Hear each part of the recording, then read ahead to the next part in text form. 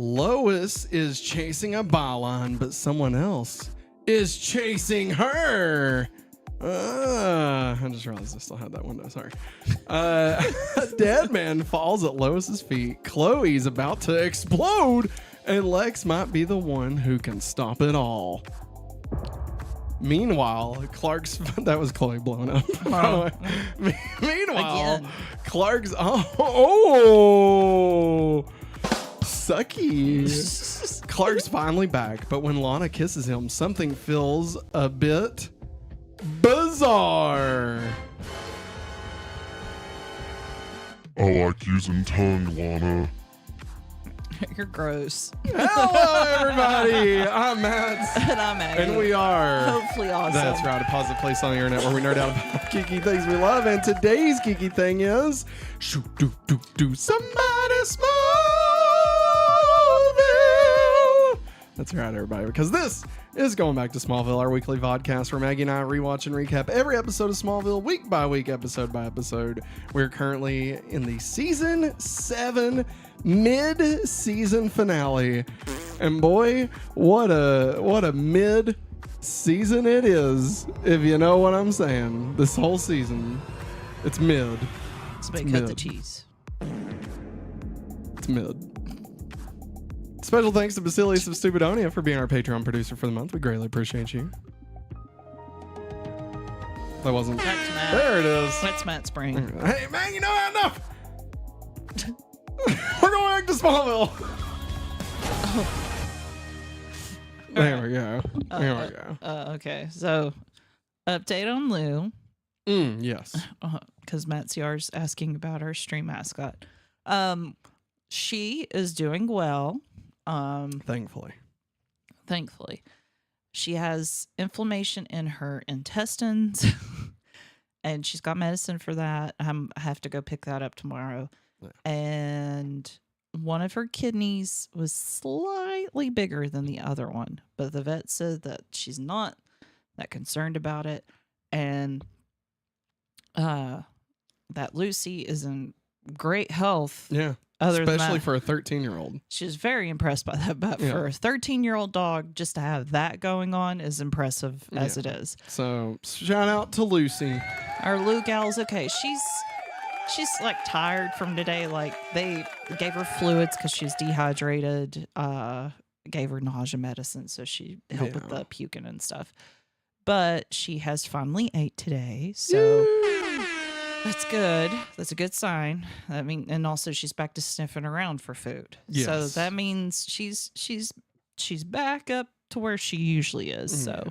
But right now she's sleeping on the couch. I made her a nice little nest before we started streaming. So she'll be back. Yes. It wouldn't shock me if she comes back in here before in a second. Literally, there she is.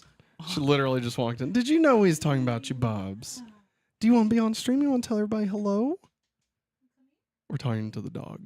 If it was our daughter, we'd be like, go to bed. Oh, here goes my thing. Oh, no. What thing? Oh, your headphones? I gotcha. There you go. They're hard to... I'm afraid I'm going to hit that button. No, you're fine. Everybody, it's Lucy. She's here. She's feeling good. She's licking me like I'm covered in bacon grease. That's right. No, you're not? I'm not. Oh. Well, then why does it smell like bacon in here? That's weird. Wait, or is it am I smelling toast? Like burnt toast? That's not good. This is season 7, episode 9, Gemini. Special thanks to Smallville.fandom.com for helping us curate the information for this episode. This is the 141st episode of Smallville overall. Wow. 141. 141 television episodes. That's how many Smallville we've been watching. Mm-hmm. Through pilots and bug boys and Lexes and Lionel Luthers. Clark line all the time. I had it and then it went away. I was gonna say like gaslighting and something. Gaslighting constantly. I lost it. Sorry, Wayne Brady. I let him down. I was supposed to be the next generation. No, stop it. That's what they used to stop tell it. Me. That's what they used to tell me in school. No, they didn't. Original air date was December 13th, the year 2007. Written by Caroline Draz, whose previous episodes include Season 5's Cyborg, Oracle, Season 6's Subterranean, and Nemesis, and Season 7's Action. That's the Wonder Angel. Yeah. Wonder Angel? Warrior. Warrior Angel. There it is. Directed by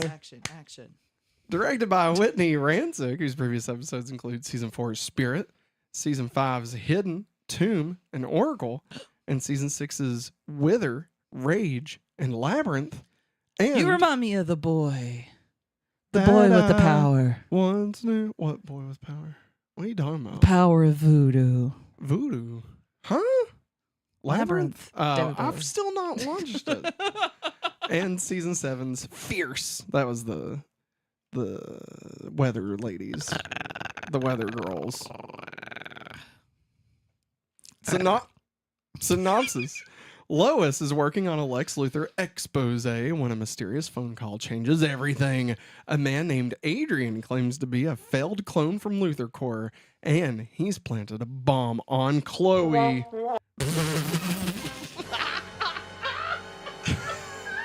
To force Lois into publishing his story. As Lois scrambles to protect Chloe without tipping off Adrian, Chloe and Jimmy unknowingly end up trapped in an elevator with the bomb.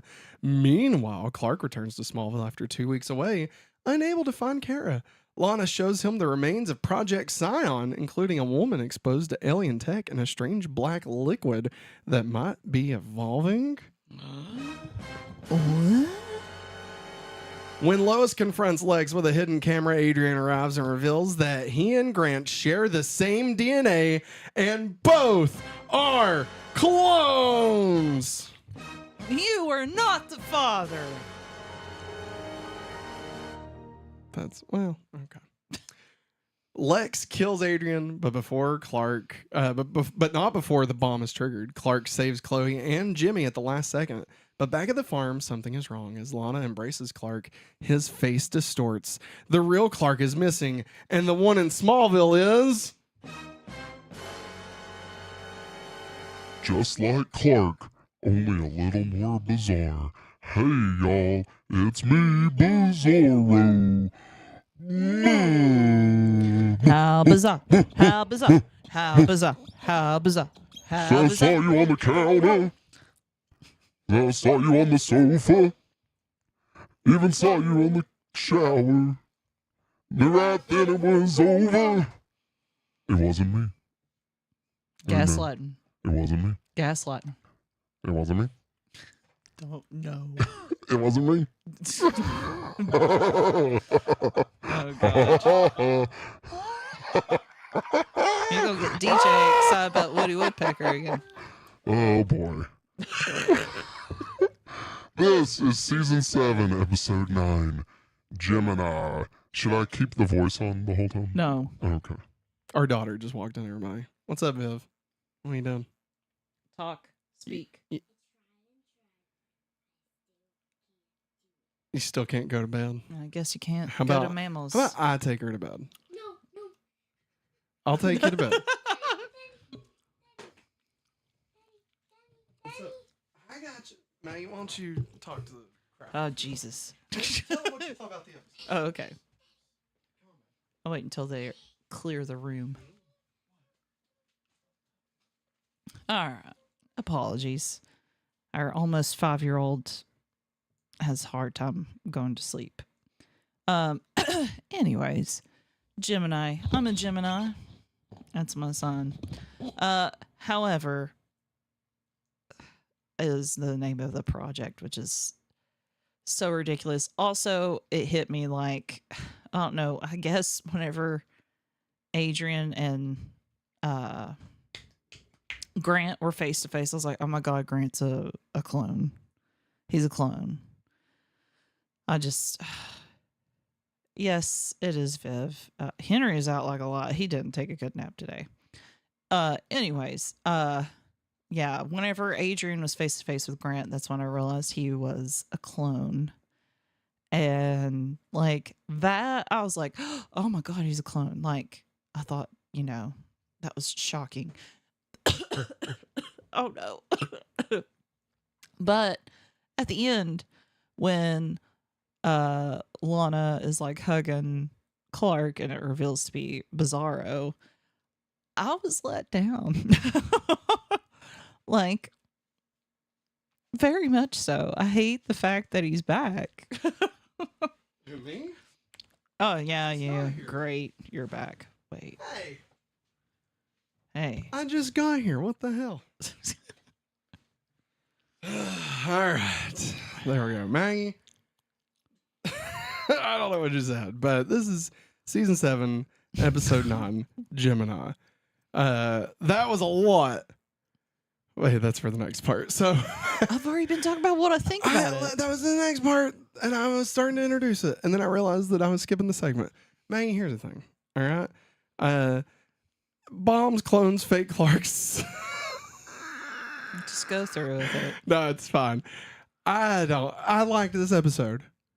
I liked it. I gotta get back into the right headspace. Sorry. It's okay. I liked this episode. I thought that it reminded me a lot of Jitters. Yeah. You know, very, very much like, you know, we got a ticking time bomb, literally. Yeah. The only things I did not care for, obviously, is the Bizarro. Yeah, that's what I just said. Yeah. Like, no, it's just not.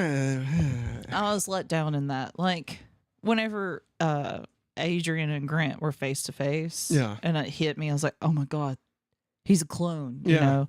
And I was like, oh wow. Like, that was surprising. That to was me. cool. Yeah. That was a good surprise. Yeah. But at the end, I'm let down that it's Bizarro. Do you feel better, before we dive into Bizarro, do you feel better about the whole Julian thing, knowing that it was a clone instead of, oh, he didn't actually die? Yeah. It makes it better. Like, I didn't want to give it away, Yeah. obviously. And so, Well, like, I I was wanted to even try thinking, and... I was like, how? Because that was such a big pivotal thing. a pivotal episode. Like, for Lex's entire Yeah. nature, Yeah. you know? And I don't know if it was always the plan to make him a clone. I'm assuming because, like, there was only, like, 2 weeks between the time we found out that he was Julian to the time that we found out he was a clone of Julian. Yeah. So I'm assuming they didn't, like, undo it. But it's just, you know, it's just weird that they would, like, be like, actually, he's Julian. Yeah. And actually, he's a clone of Yeah. Julian. Like, how many more actually are we going to get? You know, I don't Yeah. think we get any more. Like, I know I told you while we was watching this that I thought this might be his final appearance. I'm pretty sure he's in at least the next episode. Mhm. But he is not a ongoing character. Like, you know, and I'll be completely honest, I don't remember if he dies. I don't remember if he just exits.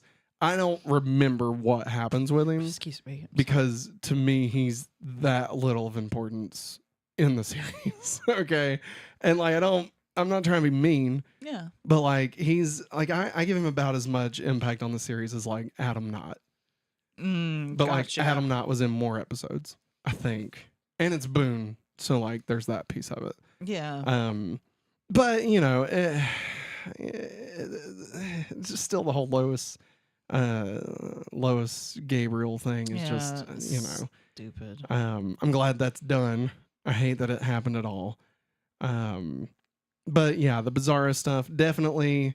I remember watching this as it first aired, and especially the jump Mhm. or the flight, however you want to call it. Yeah. I have actually evidence towards both.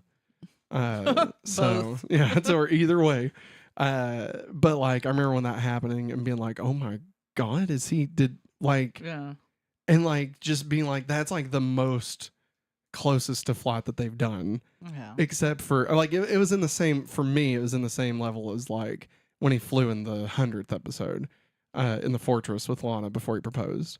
Yeah. And like I know some people say that wasn't flight, but I mean I'm sorry. he like That he boy- jumped and landed Yes. like and, effortlessly. yeah, like the landing is where the flight comes into play. You know what I mean? But they rewound time, so it didn't happen, so they didn't break the rule. But yeah, then it turns out it's Bizarro. Yeah. And it's like, huh? And then we cut to Clark is frozen inside of The fortress. Yeah. And like, what is that? Like, what's going on there? And like, what is, and I know we're going to get information. And I'll be honest, I don't really remember the whys, but like, what was Jarrell trying to do? Like, what lesson? Because I'll tell you, and I don't think you're thinking this. And Matt ZR, correct me if I'm wrong here. Bizarro is not a part of Jarrell's plan. Like, they're not connected. It's almost like Bizarro found out Clark was missing and took that as an opportunity to be there. Yeah. Like, it's not like Jarrell was like, I'm going to freeze you and give Bizarro your life. Like, it wasn't like that. That's not what happened.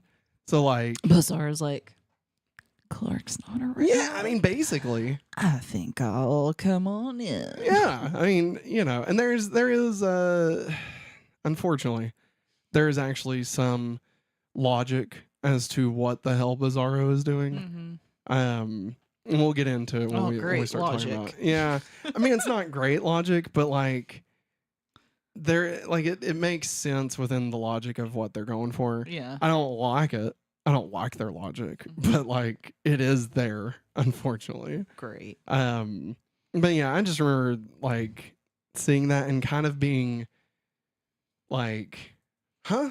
Yeah. You know? Like I told you, I was let down. I was like, why? Yeah. Like, it's not a good cliffhanger. No. And I'm not like mad at it. I'm more just like, what the fuck are we doing? Yeah. Like, what are we doing? Like, as a society, you know, as a Smallville series, what the fuck is going on? You know? You ever just like, what the fuck is going on? You know what I mean? Yeah. But yeah, other than that, that's do I? I can pull up that video. No, you're fine. Well, no need to correct anything since Matt is around the money. Thank you. I appreciate that. I'm keeping my mouth shut since I do remember the whole Grant Gabriel thing. So gotcha. Thank you, Matt ZR. I'm pretty, like I said, I know he's in the next episode, but post that, I don't know. I don't think he's in more after that. And if he is, again, it's very little. Yeah. I mean, this was the biggest, short of maybe the next episode. I think it might revolve around him, maybe. But short of that, like, this is like the most Gabriel episode we get. Yeah. Short of maybe the next one. But yeah.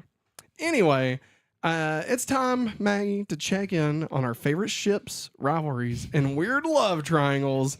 And let's see who got closer and who pulled out. Or I meant pulled away. Behold. It's time for war. What is it good for? What is it good for? Absolutely nothing. Say it again. Do what? Like what? Where is somebody? Our daughter? Yeah. She's in bed. Okay. I'll put her back in there. Okay. And I think it's fine. I don't know. I think she has this thing where she has to at least try once to not go to bed. Okay. And then we see what happens. But I told her if she didn't go to bed I know why. Oh, is it froze? It's froze. I've been sitting here the whole time. I'm like, where in the devil is she? What did you do? Yeah, the baby camera's not Sorry. working, is it? No. It still says it's 20 after 9. I didn't. Hey, no worries. I didn't I'll notice it fix it. either. It's probably the internet. We had a storm earlier. The internet was giving us crap. War, what is it good for? This is how all the relationships have progressed this week. How Clark and Lana have progressed. Well, technically, Clark and Lana did not have any interaction in this episode. Lana and Clark's relationship appears to reach a level of trust that they had never been able to achieve before. But in the end, we find out that this is all a rouge. Rouge. The bat. It's all a rouge. No, it's not. The bat. Rouge the bat. Nope. But it's actually Bizarro and not Clark, making Clark and Lana's relationship more complicated than ever. I don't trust you. You wasn't the real you. I think... no. I didn't mean for that to be like a question. I was just No, trying like, to be funny. I mean, okay. I'm just... Listen, I try not to spoil things, but I want you to know some things that are just awful. Okay. Okay. Not surprises, but just so you kind of understand the path that we're on. Okay. Okay. So, like, Matt ZR, again, feel free to jump in here if I'm getting this, if I'm wrong.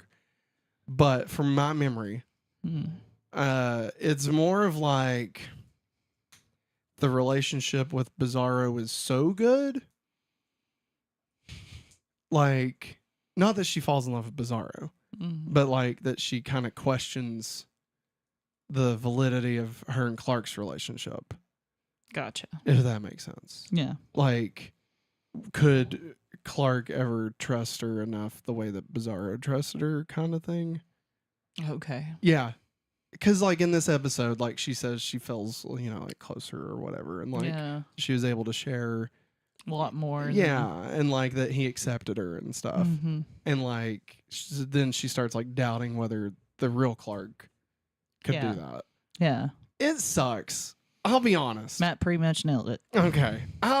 It sucks. Like, this whole thing, like, goddamn, this Clark and Lana, like, shit from day one, it was up and down. And, like, I feel like the peak of their relationship was, like, before she fake died at the end of season 6. Like, just that one scene in the barn. Yeah.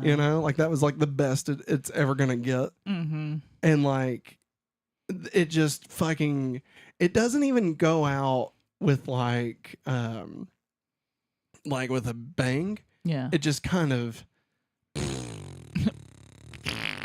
it's like when you pop a balloon. Yeah. Right?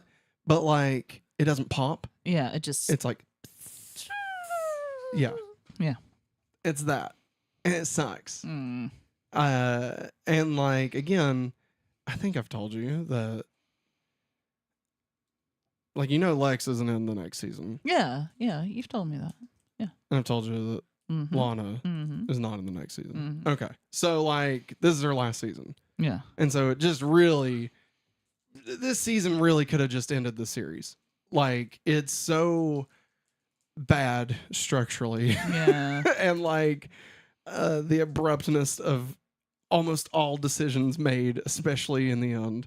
Had it been on, like, a major network and not just the CW, I do think it would have been canceled. They were at, like, some of their lowest ratings, I believe. Could be wrong. The quality of the show was declining. They were losing their major stars. The showrunners themselves walked away. Like, any other series on any other show or any other channel, I'm pretty sure it would have died. Yeah. So thankfully it didn't. And thankfully season 8 and beyond really, like, Beyond really reinvigorates the series. Okay. So again, just this is kind of the beginning of the end of Clark and Lana. Yeah. This whole Bizarro thing. And the fact that it's fucking Bizarro Yeah. that, like, starts it is just so fucking awful, Yes. And then Agreed. they do stuff with Bizarro that, like, irritates the fucking shit out of me also. But we'll get into that later. Go ahead. You're tickling me.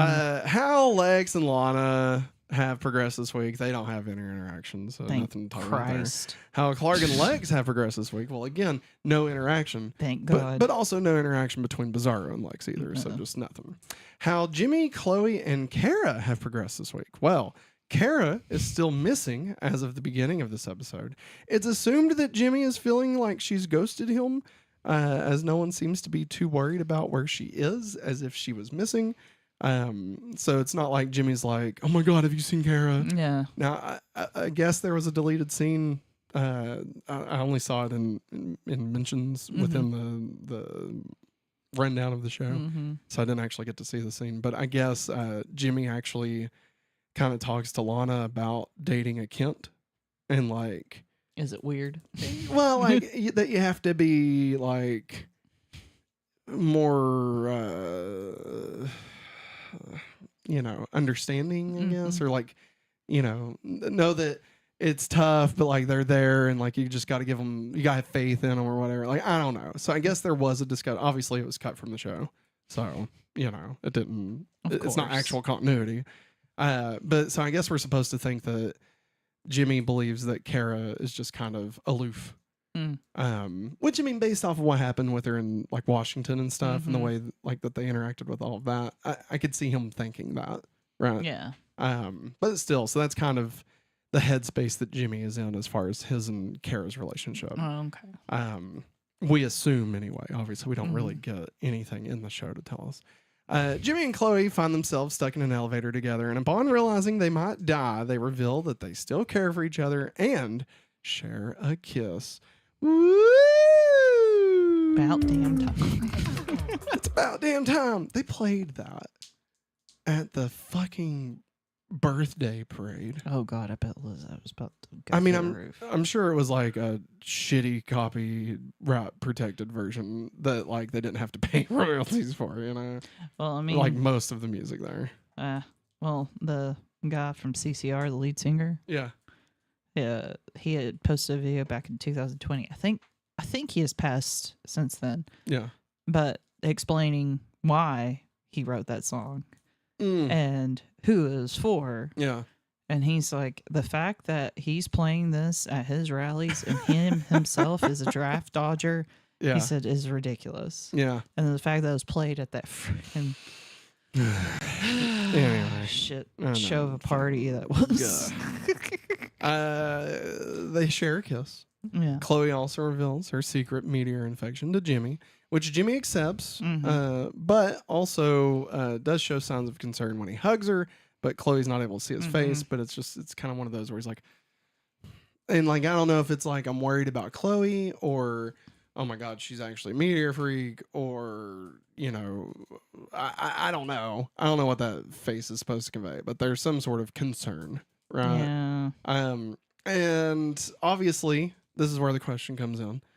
Did Jimmy do anything wrong by kissing Chloe in regards to his relationship with Kara? No. I'm I sure. don't think so. I mean, I don't know.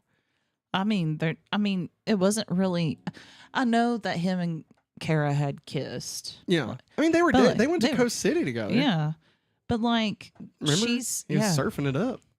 Surfing it up. He's But like that here's the penguin thing, that though. surfs up. She's been gone for 2 weeks. She hasn't, and I know it's because of other things. Right, yeah. right. But like, she's gone. yeah. Is 2 weeks long enough to I didn't see any movement. I heard the door. Is 2 weeks long enough though to like write somebody off like that? Yeah. You know, I'm just waiting. Because I know I heard the door too. Yeah, there she is. What are you doing, babe? Still can't sleep? Well, hey, why don't you go hang out in the living room? Just go hang Sit out in on the the living room couch. until we're done, okay? What? What? Okay, well, why don't you go hang out in the living room until we're done, okay? You can. Hey, how about you get your iPad? Hey, everybody. This is Matt talking. Get DJ now. Oh, family drama again. Get Yeah. sit Sometimes on the couch. sometimes our daughter likes to wake up and get out of the bed. And then we have to deal with that while we're live. Which is fine. Like Yeah. it's not like she's bad. She just doesn't stay in bed, you know. All right, there she goes. Anywho, is 2 weeks long enough to write off a relationship? I mean, they had the startings of like a somewhat serious thing. Yeah. Always, hopefully, awesome, crazy. They had the startings of something serious, but for her to be gone Yeah. and like nothing said or anything, and Ghosted I know, for all yeah, intents and purposes. yeah, Yeah. and I mean, he probably feels hurt about that, Yeah. but then And it's not been the most honest relationship, you know. Like, I No. mean, she's like here 1 minute, gone the next. yeah, Uses his accounts to hack the Pentagon. Yeah. Apologizes. yeah. Like, there's lots of Yeah. Like, oh, okay. well, maybe. Maybe, yeah. So I'm with you. I personally don't think that it was necessarily a big scandal. I think that obviously the Kara relationship in retrospect is kind of a not that it's over, because I honestly, I truly don't know. I don't know if him and Chloe are back together technically. Mm-hmm. If that's like an official thing, or if, I just don't remember. But like, I forgot what I was saying, to be honest. I kind of lost track of I thought I had one too many caveats in that. But like the him and her kissing, I don't think was bad. They thought they were gonna die. He wanted to, let her know that he still has feelings for her, obviously. And yeah, like it is what it is. Also, we found out Chloe's kind of getting control of her power. Yeah, though there is some stuff to talk about that. Okay. Because she does look like she's in a bit of pain Yeah. after she doesn't. So yeah, I mean, she doesn't end up in a morgue, but it is also a finger cut, like a paper cut. So like, it's hard to say. Jimmy is now immortal. Maybe. Wouldn't that be crazy? Yeah. How Clark and Lois progress this week? Well, obviously, Clark and Lois don't interact, but Lois's relationship with Grant is thrown into chaos and ultimately ends by the end of the episode. It's done. Thank God. Finally. Sorry. There we go. Thank goodness. Finally. It's done. We've hated it the entire time. It was stupid. It was reckless. Dumb. It treated Lois with no regard for Lois's character or growth as a person, as an individual. No respect. It didn't. It No honestly, respect. this just was just not great. I hated it the entire time, and now it's done. And what did we gain from it? Nothing. Lex being the owner of the Daily Planet. That's all we gained out of this whole stupid thing. Was it worth it, Maggie? No. Was it worth it? No. It was not worth it. It's not my fault. But Maggie, Smallville loves its callbacks, and this episode is packed with them. So let's break down the deeper lore and those "wait, I know that" moments, because it's time for continuity. Carry on my wayward son. Maggie, did you know Gemini is the Latin word for twins? And twins! Yeah. I hate that we still can do that. There's also a constellation called Gemini that depicts the twins named Castor and Pollux. Isn't Pollux the thing that you get on your butthole? Polyps. Oh, yeah, that's it. That's it. There's also Sailor Scouts named that. Castor and Pollux? Mm. Which ones are they? That's their Sailor Pastor, Sailor Pollux. Sailor Pass... What? Huh? Castor. Castor? Sorry. I'm sorry. I saw You're fine. Aster. No. Yeah. Okay. That's weird. Yeah. Okay. Even the moons of the planets have Sailor Scouts. Wait, is there like a whole universe of Sailor Scouts? Hell yeah. Wait, is there like a shot at some point where we see like 10,000 Sailor Scouts? I know in the manga. Holy there's kind fuck. of a What? big drawing. That was always my favorite. That's great. You're blowing my mind right now. Heck yeah. The title refers to the LuthorCorp cloning project, Project Gemini. Adrian Cross and Grant Gabriel are essentially twins of each other, as well as being clones of Julian Luthor. In addition, the entire episode is about Bizarro actually taking over Clark's life, since Bizarro has sampled Clark's DNA and is virtually indistinguishable from Clark, except for the whole like gray, pixelated skin in situation. the daylight. Yeah. What's up with Lana not dating guys that can't go out in daylight? She thinks her name is Buffy Summers or something. Matt, there's no such thing as vampires. Oh my God, Maggie! I was watching TikTok. Surprise, right?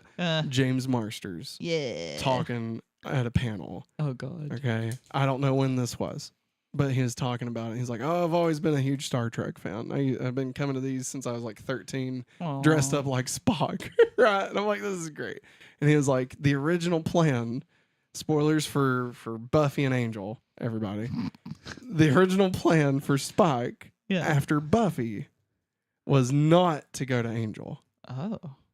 but was to show up on Firefly. He was gonna be in space at like some On the ship? yeah, well, not like on the ship, but like he was gonna be at like a bar on like one of the planets, and was gonna be like, you know, this shit never changes because Spock's immortal and technically he could be in the future, and that kind of leads more credence to the idea that River is actually a Slayer, and like that's why she has all the ability and stuff, you know. But they didn't need a Slayer for so long, and so the magic kind of died out. But then because the humans birthed the Reavers, that kind of sparked the magic to have to return. And so Firefly was going to be a part of the Buffy universe. And so he like apparently went on the Firefly set and met everybody and everything. Aww. And like had Firefly not got canceled, that was the plan. Was at the end of Buffy, he ends up. People would have came over in droves. Absolutely. To it. Be like, oh crap. I mean, here's the thing: they're stupid for not tying it together sooner. Yeah. I mean, yeah, they only got 14 episodes, right? Yeah. And like half of them didn't even play, and the other half played out of order. So like, it's not their fault entirely.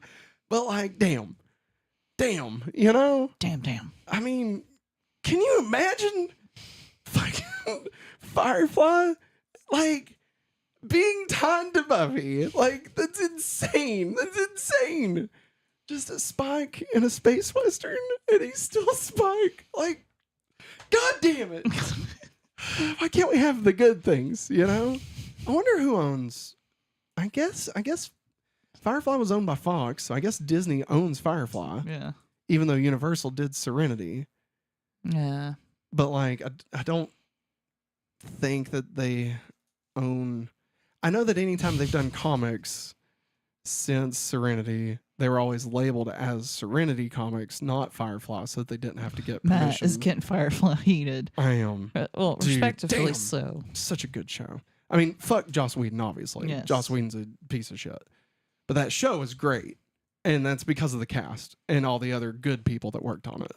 Not because, some fuckhead named Joss, decided to.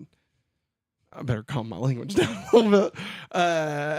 But it's just, it could have been great, you know? Like, I'm glad we got what we got with Spike. But, like, damn. Yeah. Space Cowboy Spike. Like, Spike from Cowboy Bebop. No. Those are two different personalities there. They're almost like twins of each other. Clark and Bizarro, to be clear. Adrian's aging appears to have been accelerated similar to Grant's. Previous attempts, I thought this was interesting because I forgot about this. Previous attempts at growth acceleration, such as Emily Dinsmore from all the way back in season 1 and 2, right? Yeah. I think we saw her the second time in season 2. I think so, yes. Yeah. Yes. Or 3. Might have been seasons 2 and 3. I know they were a season apart. Yeah. But the dad from, the janitor from Scrubs was her dad. Yes. Yeah. Yes. And then she was like a teenager. Yes. In the second time. Yeah. And she could like run really fast. Because Clark went bullet time. That had to be, I think that was season 2. That Clark went bullet time. Yeah, because Pete was there. Yeah. And Pete didn't find out till season 2. Yeah. So yeah, I think it was 2 and 3. Emily Dinsmore, which resulted in severe chromosomal damage, which left the clone without a moral center. Similar problems with Adrian's DNA would help explain why he was so moral, why he had so few moral qualms about the blackmail and murder of innocent people who had nothing to do with Lex or Project Gemini. True. There we go. This is the first time that the Kryptonian language is ever spoken on Smallville. I don't even remember how it sounded. Bleep, blop, blort, bleep, you blort. could barely hear. Yeah, that's what I was thinking. Bizarro's whereabouts are hinted in the premiere when Chloe said, the premiere episode of the season, when Chloe said, yeah, well, I guess you deserve a little pit of peace and quiet after sending the evil Bobsy twin, I think it's supposed to say Bizarro twin, to the sunny side of Mars. So Bizarro had been taken to Mars, and somehow Palpatine has returned. Palpatine's been cloned. There you go. Which he was. And like, okay, I was watching another TikTok. Okay, not to get off on another tangent here, but apparently in the Vader comics, okay. The fact that those two words exist together. Well, I mean, because Marvel ran Vader. Like, they have Star Wars that are within continuity, like, of the new, I know. you know, since Disney took it, right? Apparently, Luke's hand from Empire, the one that gets cut off, in Legacy comics back in the day, Legacy stories like Shadow of the Empire and stuff, back in the day, non-continuity now, it was used to make a clone of Luke, who was then a dark side Luke, right? Okay.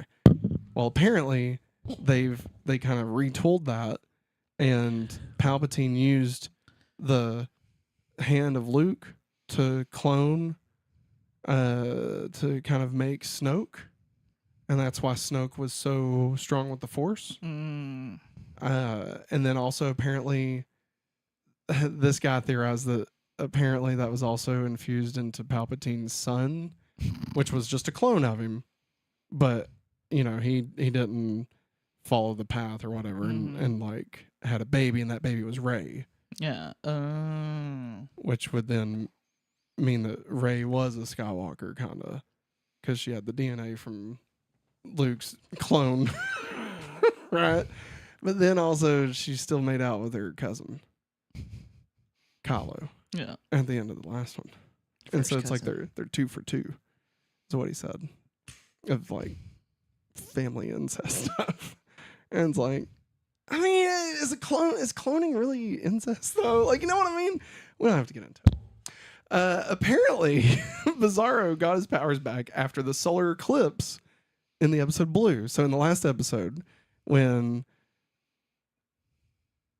Zor-El, sorry, I was flipping through the trying to find the it. L family. I almost said Azrael.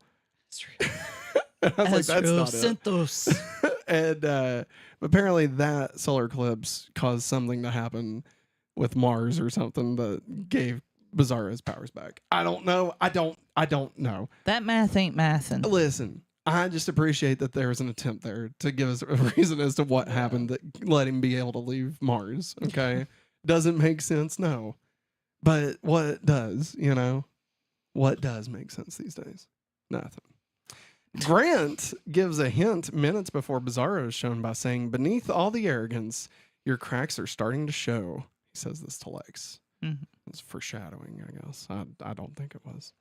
This is the first mid-season finale that does not feature Martha Kent. I miss you, Martha. I miss you, Martha, Marcia, May, Marlene. This is the first and only episode in the entire 217 episode series where Tom Welling's character Clark Kent does not appear in the episode with dialogue and more than 1 minute of screen time, as he only has a small cameo appearance and no lines. Now, to be fair, Tom Welling does appear in this episode as Bizarro and is the only actor to have appeared in every single episode of the series. Every single fucking one of them. He's kind of like Tommy from Power Rangers for like the first 5 seasons. Except for the first half. It's more like Billy, for being honest. It's more like Billy. Bizarro absorbed Clark's memories before Clark met Kara, so he could have no knowledge of her. It's true. However, he only vaguely states that she's gone, so he might have just been playing along with Lana's cues. So that would also explain why Bizarro is kind of, I guess, in love with Lana, right? Like, he's trying to take Clark's life, sure. But obviously I know a little bit more, but like based solely on his actions in this episode, none of it appears to be from an aspect of, I mean, I fuck Clark's life up. It feels more like he wants Clark's life. Yeah. You know? He wants to be normal. It's kind of like what Lex had been trying to do to Clark's life, but much more actual. You know? Like Lex always wanted Clark's life. Yeah. But like Bizarro is just straight up taking it, like for real, and not just like trying to connive a way to have Clark's life by like, you know, fake impregnating Lana or whatever. Yeah. Anyway. This is the first episode in the series to feature Lois as having the most screen time. Good job, Lois. Yeah, good job. She did great. Lex buys the Daily Planet in this episode. However, he is also the owner of the Daily Planet in Jimmy's dream in the episode Noir. Yeah. So is Jimmy actually seeing the future? Has clairvoyance. Like the clairvoyant in Agents of S.H.I.E.L.D. season 1. Turned out it was just Hydra, though. It wasn't anything. The flower dress. Are we going to see Jimmy in a flower dress? Oh, God. This is Smallville's second Christmas episode. The first one was Lexmas, which was also the 9th episode of the season and a mid-season finale. So, think about that. Chloe imagines her confession to Jimmy playing out to a sad Kelly Clarkson song. In the episode Bizarro, Chloe burns her death certificate while the song Sober, a sad Kelly Clarkson song, is played in the background. Chloe jokes that she kisses the first guy she sees when she thinks the world is about to end, a reference to the Clark and Chloe kiss in the episode Vessel. Here's the thing, though. Jimmy kissed her. She didn't kiss Jimmy. Yeah. Like, I guess she's trying to let him off the hook. Yeah, she But, was. like, come on. Like, you ain't gotta let Jimmy off the hook. He kissed you, girl. You know? Let him be on the hook, like the worm that he is. Lex mentions... God. Oh, sorry. Lana references when she wrecked Lex's lab, which occurred in the episode Wrath. Lex mentions that the last time he saw Lois, she was breaking into LuthorCorp, which happened in the episode Action. This is the second time Chloe uses her powers to heal someone, this time using them to heal Jimmy's finger. The first time she used them was when she helped heal Lois in season 6 episode Phantoms. Phantoms. It should be noted that this is also the first time Chloe has healed someone without dying in the process. Another thing to take notice of is how her fingertip starts to hurt, implying that while Chloe could heal, she would suffer the same pain. So maybe that's why she was like dead when she healed Lois, because she actually Was dead. yeah, I guess. Almost dead. Yeah. Let's see. Sorry. Lex says he wants a family, but has seemingly forgotten about his half-brother, Lucas Luthor, How dare he? who's still out there somewhere. How dare he? You know? That's a vampire. That's right. That's right. And also Captain James Luke Picard. No, James T. Kirk. It's Jean-Luc Picard. It's James T. Kirk from Strange New Worlds. It's the same guy. Okay. Bizarro was last seen in the episode. Bizarro. This episode marks the 65th appearance of Clark's red jacket and blue shirt outfit, one that he wears frequently throughout the series. Again, still no clarification on if it's 65 times he's only wore the red and blue, or 65 times that he's also wore the blue and red inverse. And I don't like that. It needs to just be the one. I'm furious that has been called into question. I could feel the fire coming There's off only of that. one answer to this, Maggie. We have to go back and rewatch all 141 episodes so far. You have fun with that. I ain't doing that shit. Now, let's meet this week's big bad, or in this case, Lex's forgotten science experiment. It's time for the Freak of the Week. Major Funky.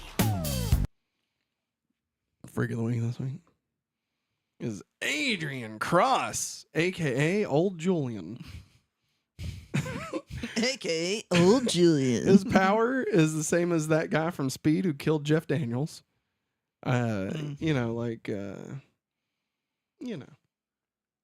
Is it Dennis Hopper? Is that his name? I don't know. Remember in Speed, like, he doesn't kill Jeff Daniels at the beginning, but he blows up his house when Jeff Daniels enters and kills him later in the movie. Yeah. But, like, you know, he's like, hot pop quiz, hot shot. Like, I just feel like it's very similar. Like, I think you it, know, I think it structurally. is Dennis Hopper. I think it is. Who played King Koopa in the Super Mario Brothers movie? The movie. Super Mario Brothers, the movie, back in the 90s. Because it's the same guy, I think. I have to look it up. Okay. I can't. But anyway, he has the power of that guy from Speed who killed Jeff Daniels. The description is as follows. Adrian is a failed clone of Julian Luthor and reveals that Grant is also a clone of Julian, as they both share the same memories and life. But he is ultimately abandoned and killed by Lex. What a sad state of affairs. It is Dennis Hopper. Dennis Hopper played both of them, right? Yes. Okay, cool. Maggie, pretty sad. Pretty sad Yes. things happen. Sad. Right. Failed clone. So, like, are we supposed to believe that literally everything Lex has been working towards has been to clone Julian? Or is it just, this is just like one of the many projects? I think this is a side project. Hey, I can bring my brother back to life So, like, and have a brother and have a family. But also, I'm going to still try to make the perfect human being. okay.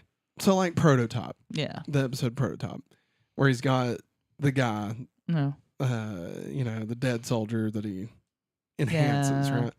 So, like, that was to make like a super soldier. Mm-hmm. And then this is obviously a clone. So, like, I don't know. Do you think like they're sharing information? Because, like, obviously the Emily Dinsmore, was that her name? Like, Yeah. everything okay? Yeah. I was trying to make sure my stream was still working. Oh, gotcha. Sorry. No, you're fine. So like Emily Dinsmore, super speed, and like they tried cloning her and stuff. Like, obviously that information went towards Project Gemini, but like I would assume some of that was also used towards Prototype protocol. Oh, it would have to be. So it's like, yeah, because didn't they even have like a ton of that dude? Like, right? They had like several copies of that dude, like all in like the dam before it got like flooded or whatever, right? Yeah. So like, I don't know. It's just confusing. I mean, I guess maybe he's just doing two things that are using similar science and technology. Yeah. It's just, I feel like it's needlessly convoluted. He's got money. He can spend it. Yeah, I guess. Does he? He only runs a shit factory. You know? Like, remember that was the whole thing. Remember when he had to get like 4 other farm dudes to like go in and buy the plant with him because he didn't have enough money, and now this motherfucker can like create life, you know? Like, I don't know. It just we've been told the Luthors are rich, but like, goddamn, that's rich, you know? Like, I that's a lot. And I don't know if they've really proven themselves as to being able to have that much money, but hey, whatever. It's fun, you know. DJ Nut says, and remember, just because It it can't see you doesn't mean it can't hurl a DJ, you crazy. Emily Dinsmore was seasons 2 and 3, Matt ZR says. Thank Yeah. you. Thank you, Matt ZR. I appreciate that. And yes, Nathan Fillion and Alan Tudyk were on Firefly. Yes, they were. God, I love those guys. I still think I still think Alan Tudyk and Nathan Fillion, once upon a time, could have been a great Booster Gold and Blue Beetle. I almost said Guy Gardner. And I was like, no. wait a second. But no, Blue and Gold, you know. It would have been, in my opinion, Alan Tudyk is Blue Beetle. And then Nathan Fillion is Booster Gold. Yeah. Like, I just feel like that could have been just wonderful. Yeah. And obviously, we're getting Nathan Fillion as Guy Gardner, which is great. And I can't wait for it. But once upon a time, Blue and Gold, them two, could have been special. You know. Maggie. Actually, did you know? Sorry, this is kind of still connected. Nathan Fillion was fan cast as Hal Jordan a long time ago. Yeah, I remember you telling me that. Yeah. And like, because of the fan casting, he got the voice actor role as Hal Jordan in like the Green Lantern straight to DVD stuff. Like, not all of them, but like in Justice League Doom with like Tim Daly and Bruce Timm and all that. Bruce Timm? No. Kevin Conroy. Sorry. Bruce Timm ran the stuff. He was the voice of the Green Lantern in that. Yeah. So he was kind of like the unofficial like Hal Jordan of the Bruce Timm universe. Yeah. Kind of. Not really, but still, it's pretty rad. So anyway, just the fact that we're getting him as an actual Green Lantern, it's cool. Even though it's Guy Gardner, but still, I digress. Current ranking for this Freaks of the Week of Season 7, we got number 1, CK, number 2, Kara, number 3, Bizarro, number 4, Lara and Zor-El, number 5, Super Lana, number 6, Ben, the super fan from the Warrior Angel movie, Number 7, The Weather Girls. Number 8, Agent Carter. Maggie, where would you like to put old Julian? Excuse me. Old Julian, I think, is better than Agent Carter. Yeah. Old Julian is definitely better than the Weather Girls. Yes. I think Old Julian's also better than the Super Fan. Ben. Yeah. Yeah. I agree. I was up to at least Super Lana. Bitch, Lana. I want to say he's better, but I don't know. I It's mean, iffy. it's a toss up for me. Like, this episode was better. No, I mean, I would say he's better. Yeah. I'd say you could probably easily make that, Mhm. actually. Because, like, even though Lana, like, had powers and stuff, like, I feel like at the very least, Adrian was thoughtful, a bit more thoughtful, you know? Oh, a bit yeah. more in command. Led to a Yes. more interesting dynamic could play. You Yeah. know? Whereas Lana was just, like, kind of drunk with power. Yeah, I did, Matsiar. But yeah, I wouldn't make him go past Zorro. No, I would say he's the new number 5 is what I would Alright. say.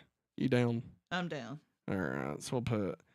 Do you want me to put Adrian or old Julian? Put Old Julian, Old Julian. because I will not remember that. Who Adrian is? Yeah, if you say Adrian, I'll see that picture like in a couple of weeks. I'll be like, who? Huh? Who's this old guy? What the hell are we doing? All right. Well, speaking of superpowers, let's get into puberty. But it's superpowers. Yep. Big change. Bingo. So, Clark did not use any superpowers in this episode because he's not in this episode except for a moment and he's frozen. However, Bizarro's powers in this episode, he's trying to disguise himself as Clark. So Bizarro used the following abilities. He used super speed, X-ray vision, super hearing, super strength, and then super leap or flight.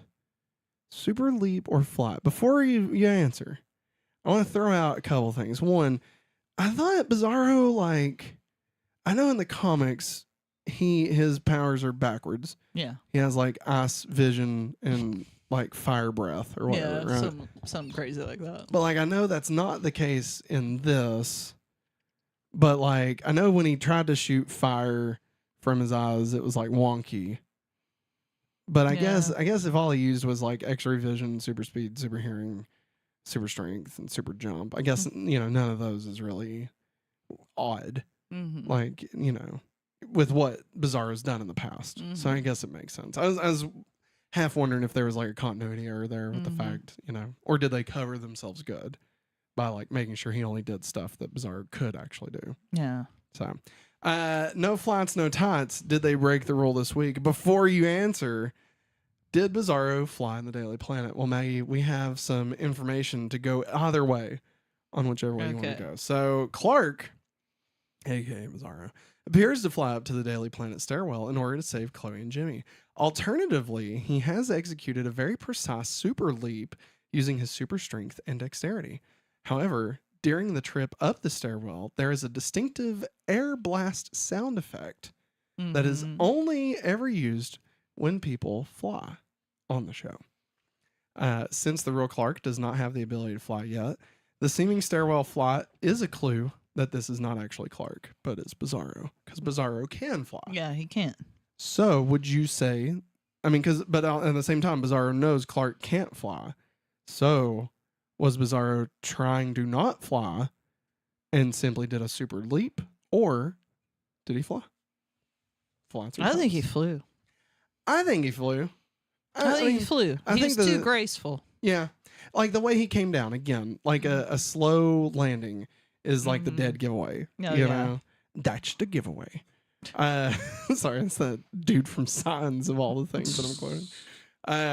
But yeah, like in the whoosh, I feel like was Oh yeah. the nail in the coffin definitely. there. Like if they use the sound effect, then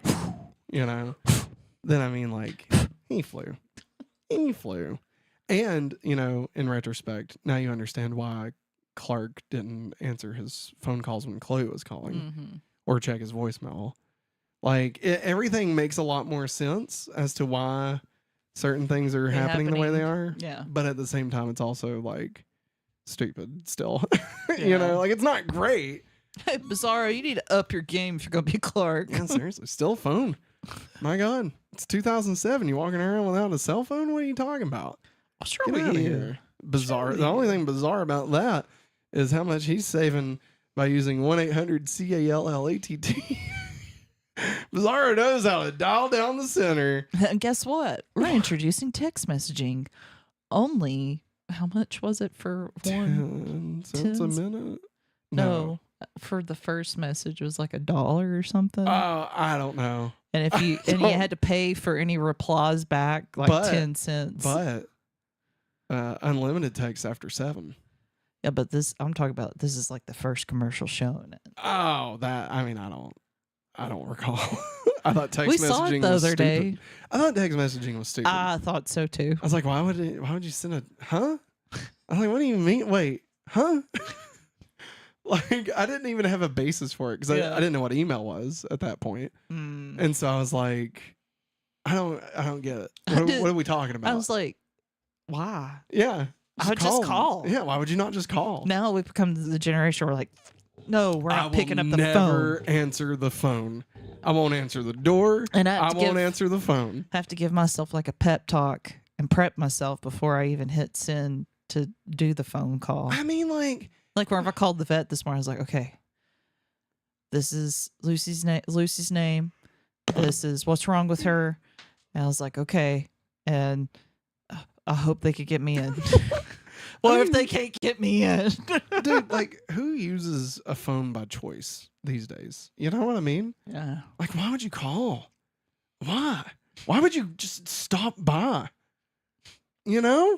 Like, I can't imagine in the year of our Lord, 2025, just driving to someone's house without letting them know that I'm approaching. Yeah. Like, even mom, when like she knows we're coming by. No, but we tell her. We text her like 4 different times. Hey, getting ready to leave, just so you know. You know? Yeah, that's what I do with my mom. I'm like, leaving the house. Yeah. I'm at this red light. And like I'm at the turnoff.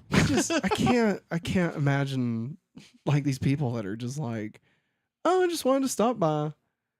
Get the fuck out of here. What are you doing? The only people that can get away with that is really old people. Like fuck old people. Just die already. You know? They're old. Old is old. Just die. I'm young. I'm gonna be young forever. I'm gonna live forever. You're closer to 40 than I am. God damn it. Let's get into That's Yeah, Just Prime. screw old people like Matt. It's just prime. Well, that's just prime. 60 Miami. All right, we got Chloe and Jimmy. Maggie, you want to be Chloe? Yeah. If you can hear me, we're in the center elevator at the Daily Planet with a bomb. Hurry, please, Clark. Clark? You waste your one phone call on Clark? I didn't realize we had so few flares. Regardless, you call Clark before you dial 911? I mean, what's he going to do? Dismantle the bomb with his great hair? I love that Jimmy is just very focused on Clark's hair. Like, this Yes. is not the first time No, this has it's come not. up. And I love it. I love that that's He's like got- his connection. It's got bro crush. I think he does. And honestly, when they become closer, like it makes me happy. Yeah. Like Clark and Jimmy, like they're never as close as like the Clark and Jimmy from like My Adventures with Superman. Yeah. Because like just the show, just the way it functions, it's just not the way it's Yeah. set up. But like them actually like having a rapport with each other, like I love it. I think Yeah. obviously Aaron Ashmore is awesome. Next up we got Lex. Ooh, I get to be Lex. You're our Lex. All You're always right. Lex. Merry Christmas, Lois. I just bought the Daily Planet. Speaking of who owns the Daily Planet, Maggie, I have a long history Ah, of the man. ownership of the Daily Ah, Planet for you. No, it's good. It's good. boo. So many twists Perry. and turns. Terry. So many twists and turns. You don't even know, Maggie. And where it actually ends for like who the current owner is actually very interesting and kind of makes me want to get into comics. Kind of makes me want to read it. I kind of like it. So with that, let's talk about some DCU references, part of a bigger universe. You just don't know it yet. You become part of a bigger universe.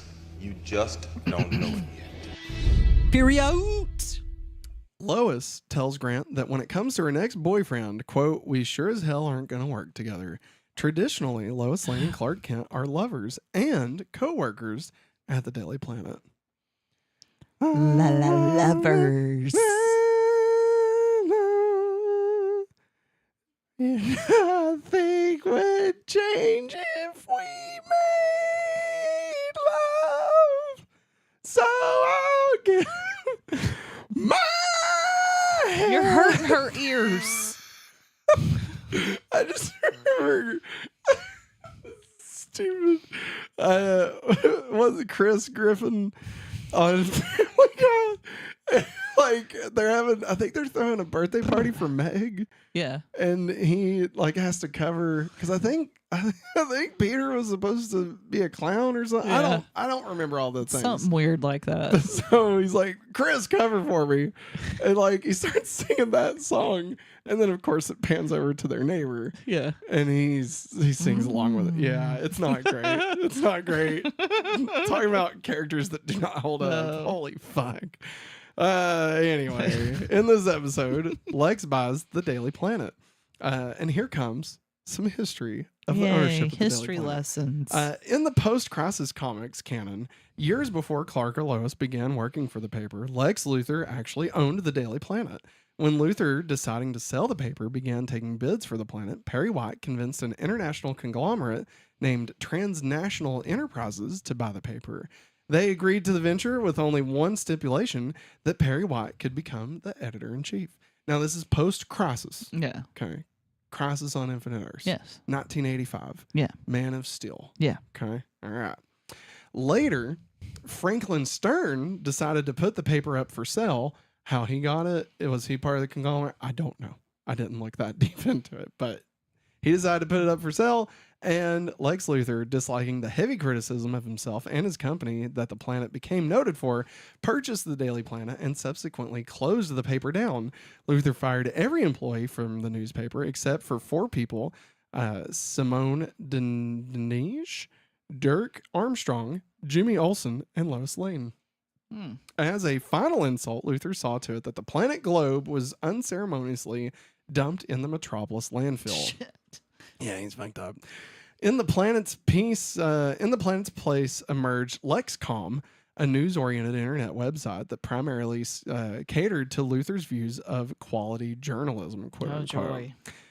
This was, if I'm not mistaken, this was around the Luthor Jr. era, the like death of Superman and stuff. The red hair, yeah.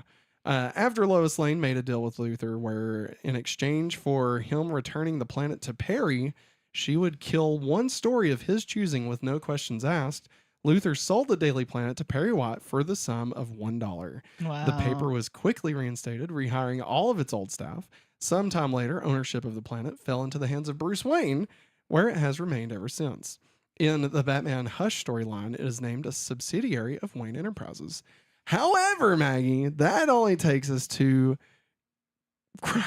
Infinite Crisis, the sequel to Crisis on Infinite Earths. Okay? Yeah. So this was post-Crisis. Now we are in post-Infinite Crisis. Okay. Okay? This is Gotcha. where we're in 2005. That's as far as we've made it so far. The 2009 miniseries, Superman Secret Origin, clarified the earlier history of the planet in the new continuity.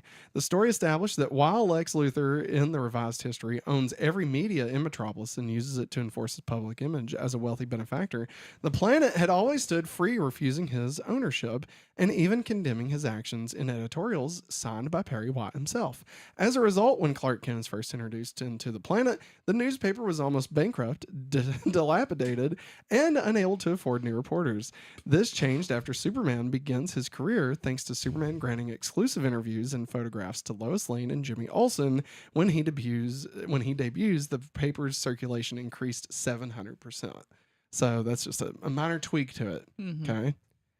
However, the New 52. The New 52 came along in 2011. As part of the New 52 reboot, the Daily Planet was shown in the Superman comics as being bought by Morgan Edge. Wow. Yes. And merged with Galaxy Broadcasting System, GBS, similar to the Silver/Bronze Age continuity.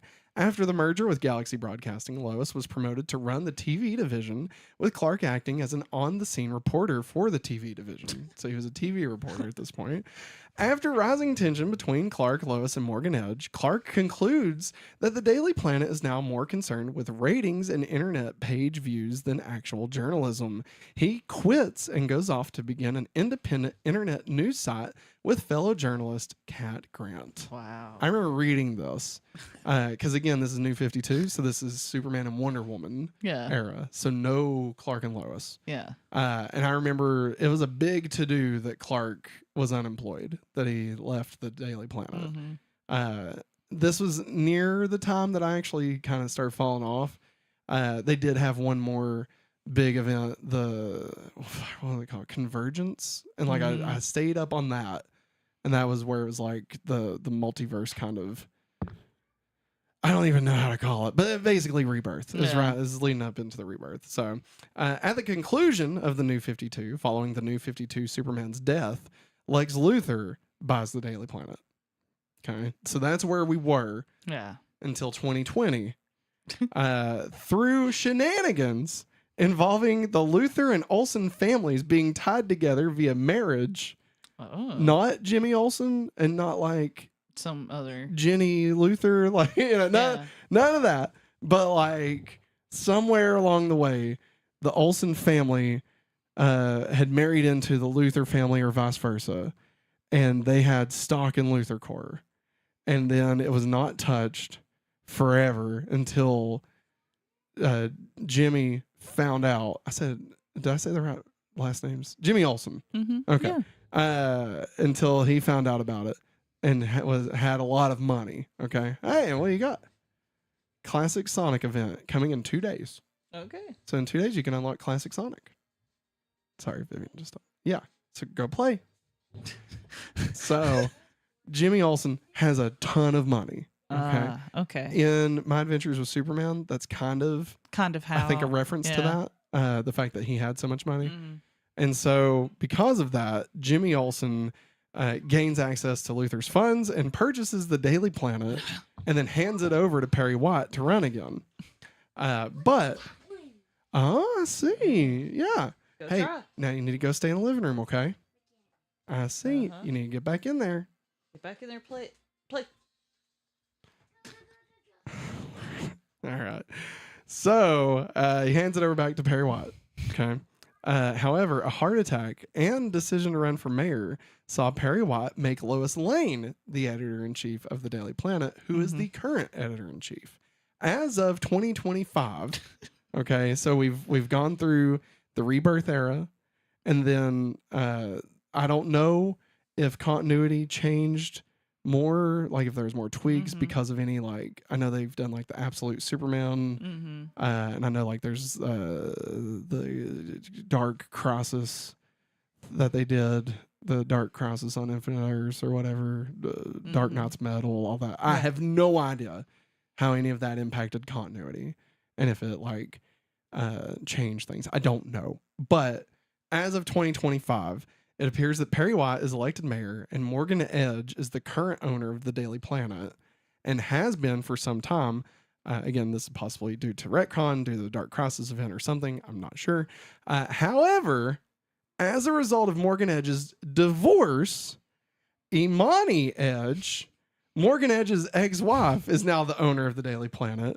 And she is planning to open up the Daily Planet as a worldwide news brand with multiple streaming channels and branches of the Daily Planet in Gotham and Paradise Island and fact-checking social media, with Lois Lane still as editor-in-chief. And while other billionaire ex-wives like Melinda Gates fight malaria, she is making it her mission to fight disinformation, much of which her ex-husband caused. This is a Matt note here. I'm theorizing that this is possibly not necessarily like ownership or any of that, but just like the point of the Daily Planet in James Gunn's new movie being like, I would assume disinformation is at play in this movie somehow, whether it's like LuthorCorp seeding false information about Superman, trying to control the narrative. I feel like knowing James Gunn, knowing what's been said about this movie, knowing what we've discussed about like in the trailer reactions and stuff, I feel like Superman being a reporter, being about truth and justice and right from wrong, I just feel like there's a lot of elements at play there that I feel like they're just trying to find some sort of synergy between that and like the Daily Planet DCU in the comics right now. Yeah. And like that intrigues me. They actually reference like Jeff Bezos's ex and like how she wanted, I don't think she got it, but like how she wanted to get like ownership of the Washington Post. Yeah, I remember that. Yeah. And so like it's almost like where they're taking it in the comics is to make it like, you know, she wants to fuck over Morgan Edge, but also be a beacon of truth. Yeah. And by being a beacon of truth, she'll fuck over her ex-husband. And like, to me, that actually sounds kind of fucking cool. Yeah, you know? that is pretty like, cool. I don't know the character. I don't know if it's altruism. I don't know, obviously. But I just like that slight wrinkle in the style of the Daily Planet, you know? Like, I find that interesting. But the fact that so many different people have owned the Daily Planet, and that's even been a story point enough to have this conversation. There's is this insane. much history. Yeah. Like, I mean, it's almost has as much history as a real newspaper, you know? Like, would I watch a fake documentary about the real Daily Planet? Oh my God. Absolutely, I would. Are you kidding That'd me? be hilarious. Dude, I'd watch the crap out of that. And like you could even have like the cast of Superman in it as their characters talking about like the Daily Planet. You know what I mean? Yeah. So like that would be so cool. I would love that. And you know, once upon a time we could have had this as like a bonus feature. Yeah. But you know, I'd watch a 45-minute CNN style documentary about the history of the Daily Planet.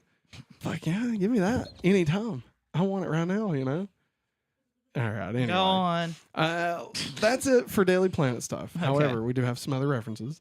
Lois compares the TV reception to the vomit of Jack Frost, an elfish character. Vivian Marie, you need to get back in there or we're going to put you in bed. Vivian, you need to go back in there. Back. Take this. While talking about staying home for Christmas, Chloe references Scrooge, a heartless, selfish character in Charles Dickens' 1943 novel, A Christmas Carol. That's it. That's all I got. Yeah. Let's hurry and wrap this up. It's time for the Talon Mix. Roomy Zero! Yeah, I like these guys. Yeah. Roomy Zero! All right. We got music featured in this episode. Deck the Halls by the Transcenders. We got Joy to the World by Stan Reynolds. Jingle Bells by Henry Stuck. And Canceling Christmas by Michelle Featherstone. So there it is. Yeah. I guess that was the one that probably played while Grant and Lois. Yeah. It's time. Wow, no, shut up, Pete. It's time for the countdown to Superman. Believe it or not, Maggie. 3 weeks until Superman returns. I am ecstatic. Now, I need to double check because I don't know if, like, by 3 weeks that means, like the time that, like, okay, next week it'll be 2 weeks. The next week it'll be 1 week. Mm-hmm. The next week it'll be 0 weeks. Yeah. Right? And I think that following Thursday after that is when we go watch Superman. So, like, it'll be, like, less than a week. So that's why it's, 0 weeks. So it's on the 11th, right? Yes. Okay. Boom, boom, boom. I'm pretty sure it's... Okay, there it is. I mean, I'm pretty sure we got the timing right. I may need to readdress that. 2, maybe. 3. No, you got it right. So is it 3 weeks from, like, Thursday? Yeah. Okay. Yeah. Okay. So, like, next week I'll say 2 weeks. Mm-hmm. The next week I'll say 1 week. But then the next week I'll say 0 weeks. But you could put so many days. Yeah, because it comes out Yeah. Like in 2 days after. Yeah. Okay. Just wanted to make sure. Yeah. I wanted to make sure I wasn't saying 1 week till Superman Returns when it's coming out on like 2 days later. Yeah. I just want to make sure I did my math right. It's hard, man. It's hard. It's hard counting. I got you. I tell you. I got you, boo. The mid-season finale, Maggie left us with a lot of questions, and next week things might get even more complicated. Oh, God. Next time on Smallville. Next time, Gadget. Next time. No, no, get out of here, Gizamon. Next time on Smallville, we got season 7, episode 10, Persona. Persona 5. You'll never see me coming. They'll never see me coming. Extremely complicated. Oh, great. Yeah. Persona. Yeah. It's usually like when that word is used, it's like putting up a front, like it's fake. Personality. Okay. Persona. So Bizarro is putting up a Persona. persona. Okay. I don't remember. I know. I'm like. I love that. I don't remember. I mean, I'm pretty sure it's a Gabriel episode more than a Bizarro, but I mean, Bizarro is definitely like the lead. I'm pretty certain. I don't think we go much. I'm not trying to spoil anything.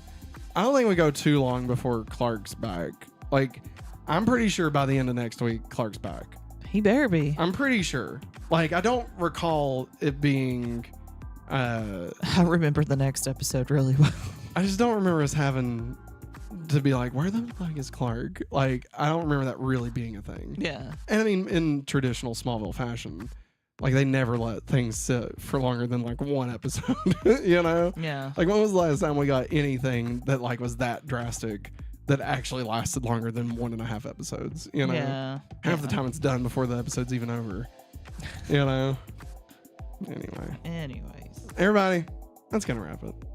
It's gonna wrap it up. Wrap it up. We appreciate everybody hanging out with us. We hope you all appreciate this episode of Smallville. Remember to leave us a like on this, as it helps us grow within the community of Smallvillians like yourselves. And if you're listening on podcast services, we'd greatly appreciate it if you left us a 5-star rating and review, as that too feeds the great algorithmic gods and smiles upon the showers that are bestowed upon us in this town called Metropolis, aka Smallville. Everybody, we'll be back again tomorrow night with Sailor Moon. It's a good one. It's a really good one. And then, of course, we'll be back again on Thursday with another edition of Super 90s Playback. Will it be Star Trek Voyager Endgame series finale? Or not. Or will I find another random tape? We'll find out. Who knows? It'll be Who knows? It'll be Star Trek. It might be Star Trek. It better be depends. Voyager. I mean, that is what's on the tape. I know. But will we watch it? That's the question. Paramount's bad about like straight, yeah, just, God. you know. That's right. But I mean, there's commercials, so I mean, there's always that. Yeah, But that's gonna wrap it up for us, everybody. UPN commercials. Ooh, the up and coming network. Yeah. Get it? Yeah. Up I and yeah. I know. Thanks for watching, and as always, Have a hopefully awesome day. bye. You come in. Say bye. Say bye.